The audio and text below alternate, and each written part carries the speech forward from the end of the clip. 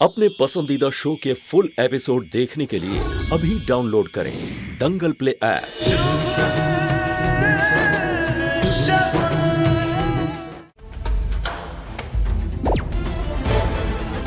सनी, सनी, तुम खेल कर आ गए? जी मम्मी जी। ये लो, मैंने तुम्हारे लिए मिल्क शेक बनाया है, बहुत टेस्टी है। ये लो पियो। कैसा है? बहुत टेस्टी है। सनी, सनी क्या हुआ? सनी, सनी क्या हुआ? मम्मी जी, मम्मी जी, मम्मी, निकी, निकी, निकी, जल्दी आइए, पता नहीं सनी को क्या हो गया। सनी, सनी, सनी, पता नहीं अचानक से।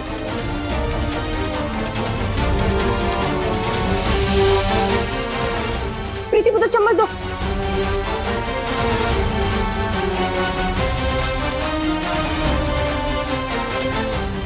निकी पुत्र पानी लेके आओ फटाफट। ये लो मम्मी, पानी पिला। ये लो सनी, सनी ये लो पानी पी। पुत्र जी, इसको अचानक क्या हो गया? पता नहीं, अचानक से अभी खेल के आया था और मिल्क शेक पीने के बाद अचानक से पता नहीं क्या हो गया इसे।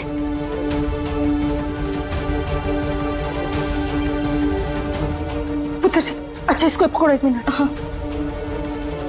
भाभी, आपने मिल्क शेक में क्या डाला था? मैंने मिल्क शेक में थोड़ा सा फ्रूट्स डाले थे और ऊपर से थोड़ा बादाम डाला था। भाभी, आपने क्या कर दिया? क्यों, क्या हुआ निकी? बादाम नहीं डालना था, उसको बादाम से एलर्जी है भाभी। बादाम से एलर्जी? ये मुझे कैसे नहीं पता? सनी, मम्मी जी देखिए ना। सनी, सनी ये लो पुत्र, ये लो सनी।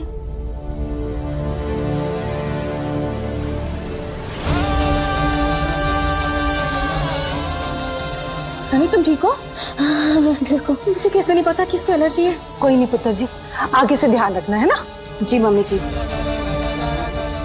एक माँ होकर भी मुझे कैसे नहीं याद कि सनी को किस चीज से एलर्जी है।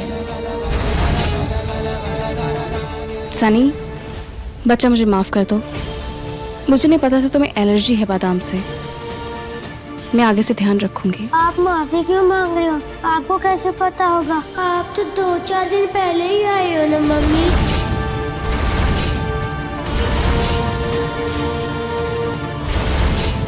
सनी ये क्या बोला आपने? अब मैं अभी आई हूँ मतलब? सनी, सनी बेटा क्या बोला आपने अभी? चलो चलो। मम्मी जी सनी कुछ बोल रहा था। दवाई खाई। सनी कुछ बोल रहा है। कुछ नहीं पुत्र जी, ये तो मजाक करता रहता है, इसको आराम करा लेती हूँ ना। आप मुझे इसके बाद खेलने दोगे ना? हाँ, खेलने दूंगी। सनी क्या बोल रहा था? मैं अभी आई हूँ मतलब?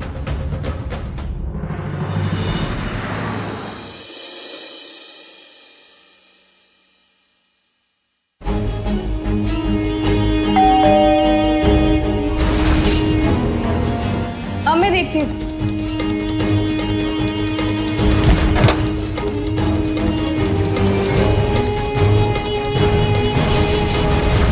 जी बाबा। बेटा, आप काफी दिनों से कुछ खाया नहीं है, कुछ खाने को मिल सकता है? जी बाबा, मैं अभी लाती हूँ। प्रीति जी? हाँ जी। वो एक फकीर आए हैं, बेचारे भूखे हैं, खाना मांग रहे हैं। कोई जरूरत नहीं है फकीर शकीर को खाना देने की, कुछ नहीं होता उससे। देखिए, दरवाजे पे आए हुए फकीर को ऐसे खाली हाथ नहीं भेजते। कल रात का खाना है ना फ्रिज में, मैं दे देती हूँ। ठीक है, दे दो तुझसे, और जल्दी से निपटाओ। 1 मिनट।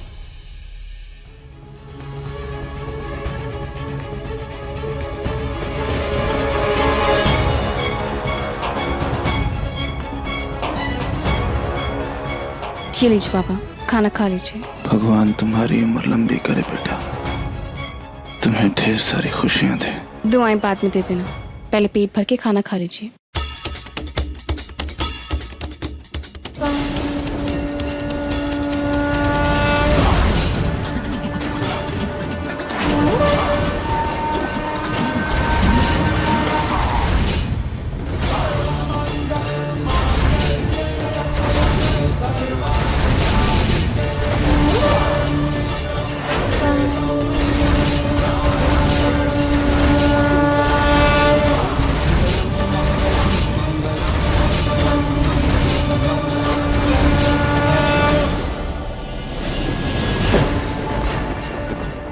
प्रीति जी,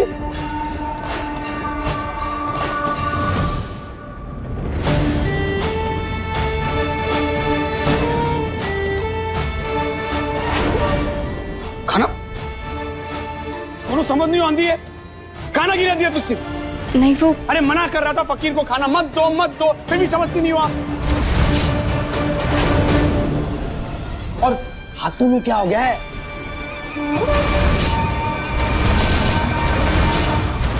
कमजोर हो गए आपके हाथ।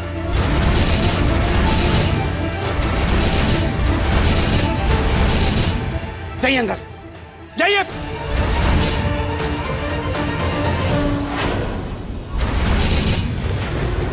और तू क्यों खड़ा है? जमीन जायदाद लिख के दूं तेरे नाम? चल जा यहां से।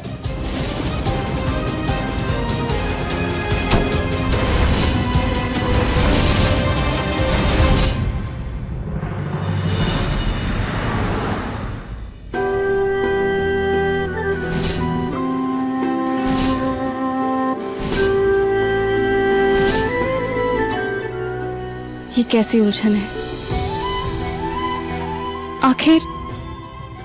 आखिर मैं उस फोटो में कैसे हो सकती हूँ? और कौन है ये इंसान जो परछाई की तरह मेरे पीछे पड़ा है? आप माफी क्यों मांग रहे हो? आपको कैसे पता होगा? आप तो 2-4 दिन पहले ही आए हो ना मम्मी। अरे पहचान नहीं रही हो? ना पहचानने का नाटक कर रही हो तुम। ये मेरी बीवी है शगुन।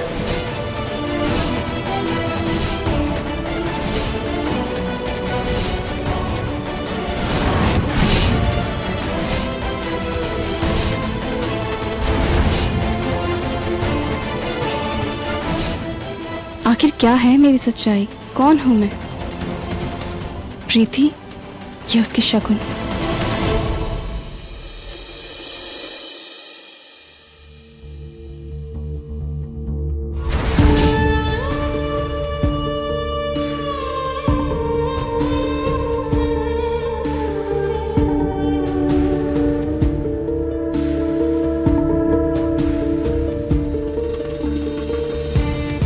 करण जी, तुसी मेरे बारे में सोच रहे हो ना?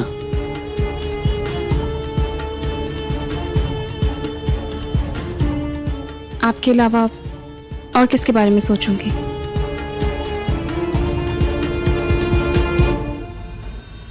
प्रीति जी, माफ कर दो मैनू। बहुत बड़ी गलती हो गई मेरे से। इस तरह से चिल्लाने नहीं चाहिए था। सॉरी।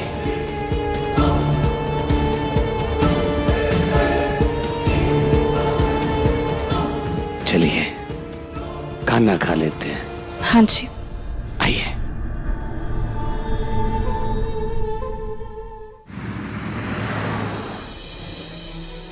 शगुन जिंदा है दादी, बल्कि डॉक्टर ने मुझे बताया कि उसने अपनी याददाश्त गंवा दी है।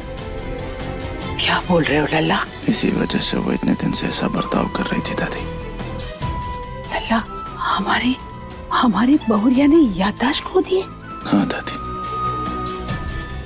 उसे कुछ भी याद नहीं। लल्ला, तू परेशान मत हो बेटा, क्योंकि जिसके भाग्य में उजाला होता है ना, उसकी किस्मत में अंधेरा कोई नहीं ला सकता।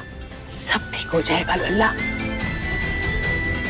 दादी मुझे बहुत डर लग रहा है। लल्ला, ये डर ही तो इंसान को मजबूत बनाता है। जाओ, एक काम करो, जाके हमारी बहुरिया को घर ले आओ। जाओ लल्ला। ये इतना आसान नहीं है दादी। वो जिस इंसान के साथ रह रही है, उसने पूरी तरह से उसे अपने वश में कर रखा है। वश में कर रखा है? दादी, आपने कल देखा नहीं वो किस तरह से उसकी तरफदारी कर रही थी? वो इंसान बहुत खतरनाक है। वो अपनी जिद पूरी करने के लिए किसी भी हद तक जा सकता है। आपकी इतनी मजाल हो गई कि पति के होते हुए भी आप किसी पराये मर्द को अपने पैरों को छूने दे रही हो। मतलब आज इस आदमी के कहने पर आपने अपने पैर छूने दे दिए, कल को इस आदमी के कहने पर तो आप सारी हद भी पार कर जाओगी। और उसे इस खेल में मात देने के लिए मुझे उससे भी ज्यादा शातिर बनना होगा, वरना ना जाने क्या अंजाम होगा। और साथ साथ मुझे शगुन की भी हिफाजत करनी होगी। उसे वो कोई भी नुकसान पहुंचा सकता है, इतना आसान नहीं है ये सब। लेकिन लल्ला, ये आदमी है कौन? अचानक से कहां से आ गया? ये तो मैं भी नहीं जानता था कि वो इंसान आया कहां से है, वो चाहता क्या है, क्यों कर रहा है ये सब। क्यों वो शगुन को झूठी जिंदगी देना चाहता है, झूठा नाम देना चाहता है, क्यों उसे अपने काबू में करके रखना चाहता है, मैं कुछ नहीं जानता। वो चाहता क्या है? लल्ला, हमें तो ये आदमी बहुत ही खतरनाक जान पड़ता है। बेटा, तुम संभल के रहना, कहीं ऐसा ना हो कि तुम दोनों की जिंदगी को खतरा हो जाए। नहीं दादी, खतरा मुझे उससे नहीं बल्कि उससे मुझसे है, क्योंकि अपने शगुन को बचाने के लिए मैं कुछ भी करूंगा, कुछ भी।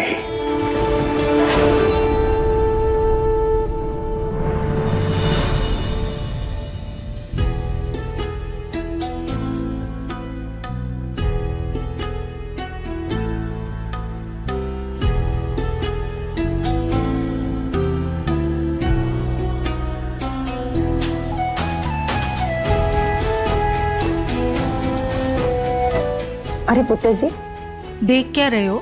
खाना खा लो। हाँ जी मम्मी जी। मम्मी अगर आप अच्छे से नहीं खाओगे तो कमजोर हो जाओगे। आप खा लो, मैं खाती हूँ।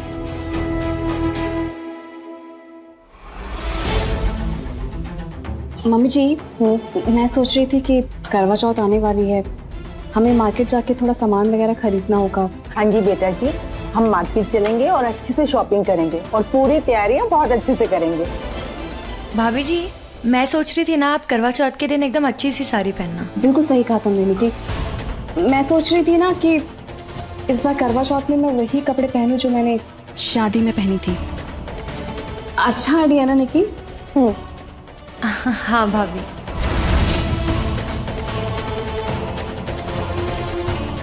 मैनू महसूस हो रहा है कुछ ना कुछ खिचड़ी जरूर पक रही है इसके दिमाग में।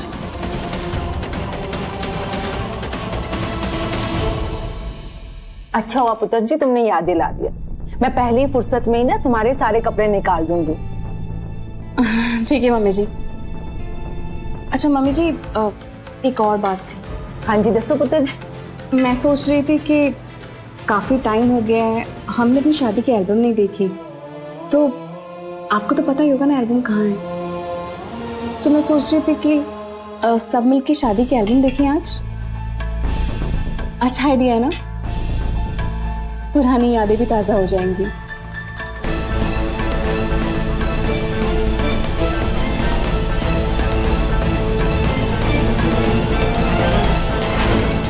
अरे पुत्र जी, खाना खाओ।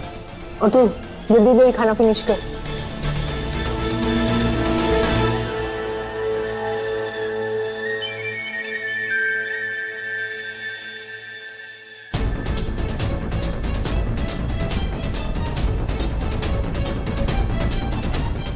एल्बम हमारे शादी की।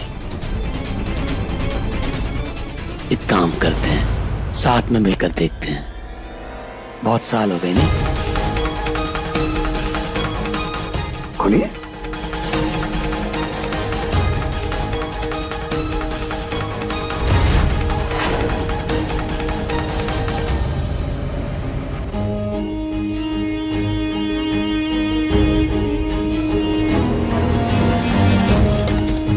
कितनी सोनी लग रही हैं आप शादी के जोड़े में, है ना? हाँ। कारण जी, मैं सोच रही थी कि अब ये फोटो बहुत अच्छी है, ये हम फ्रेम करा के अपने रूम में लगाएंगे। तुसी जो चाहो ना करो।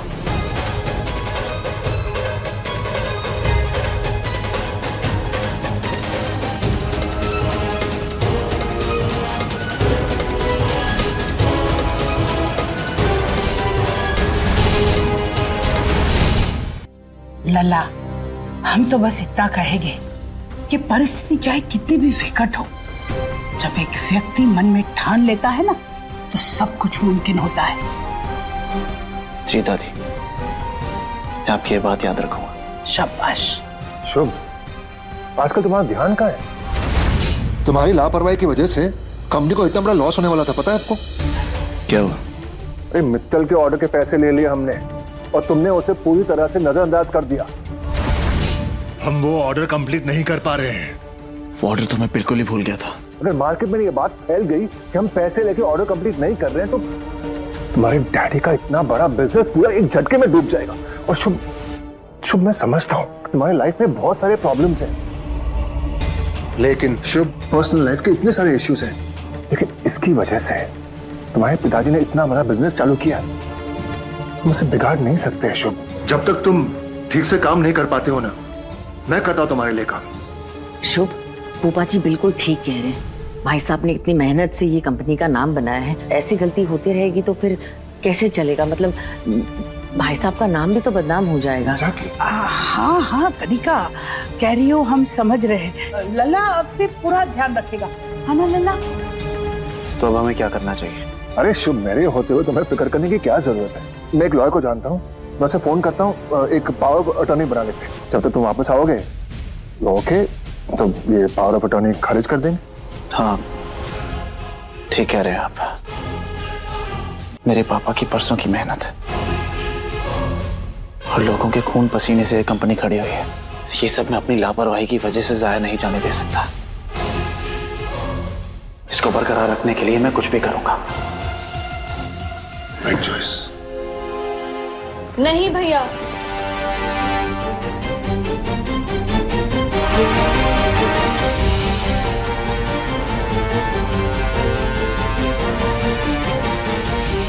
मैं इस बात से अग्री नहीं करती। अगर आपके बाद किसी को पावर ऑफ अटॉर्नी मिलनी चाहिए तो वो मुझे मिलनी चाहिए। सॉरी फूफा जी, पर मैं इस बारे में कोई रिस्क नहीं ले सकती। अरे बेटा ठीक है, मैं तो बस सबकी हेल्प करना चाहता हूँ और कुछ नहीं। नव्या ने जो कहा है मैं उस बात से सहमत हूँ। अगर लल्ला को काम से थोड़ा विश्राम चाहिए वो ले सकता है, और एक बार तुम सही हो जाओ, वापस काम करने का मन बना लो तो नव्या से ले लेना कारोबार की सारी जिम्मेदारी, तब तक वो संभाल लेगी, है ना? तो ठीक है, मैं अभी लॉयर को बुलवाता हूँ और पेपर्स रेडी करवाता हूँ। लेकिन हाँ, जब कभी भी आप दोनों को मेरी एडवाइस की जरूरत हो आप मुझसे पूछ सकते हैं, जो चाहे। और किससे पूछेंगे? ठीक है, आप लोग बातें कीजिए, मुझे आराम करना चाहते हैं। हाँ बेटा, मैं चाय लाती हूँ। अरे रुको बेटा, क्या हुआ? मुझे दवाई देनी है ना, चलो मैं आती हूँ, साथ में मुझे दवाई दे देना। हाँ टाइम हो गया है दवाई का।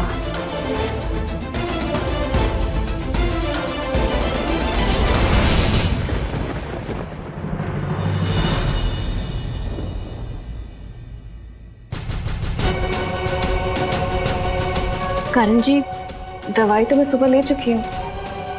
एक बारी और 2 बारी लेनी पड़ेंगी आज से, ताकि ज्यादा अच्छा असर हो।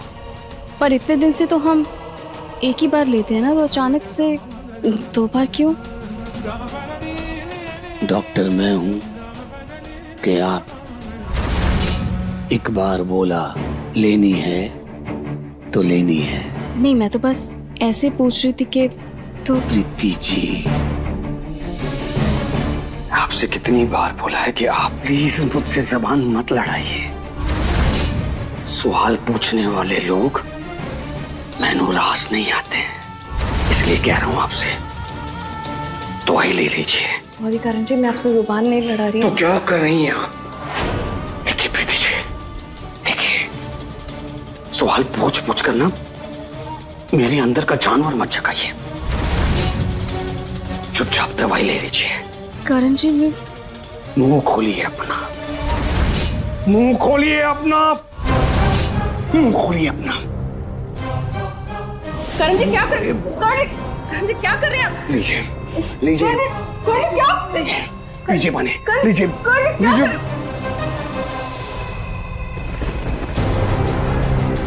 प्लीज आइंदा से सवाल मत पूछिएगा, जुबान मत लड़ाइएगा आइंदा से।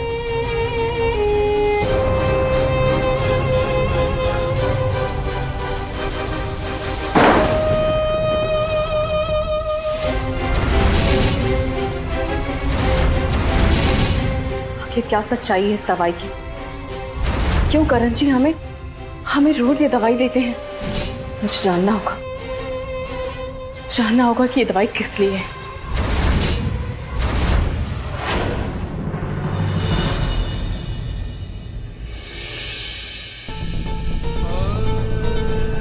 ये लीजिए एक और पराठा। मेरा हो गया। एक तो ले लीजिए। नहीं खाना है। मम्मी जी ये नहीं पुत्र, एक ले लीजिए प्लीज। अच्छा ठीक है, तुम इतना कह रही हो तो एक ले लेती हूँ। निकी तुम लोगी? नहीं भाभी मेरा हो गया। मैं जानती हूँ कि आपको मेरी बहुत परवाह है, पर आप चिंता मत कीजिए, मैं आज से दवाई टाइम पे ले लूंगी। निकी दवाइयाँ कहाँ पे? भाभी वो लेफ्ट वाले ड्रॉवर में। रुको मैं आपको दूँ। नहीं तुम बैठो, आराम से खाना खाओ, मैं ले लेती हूँ।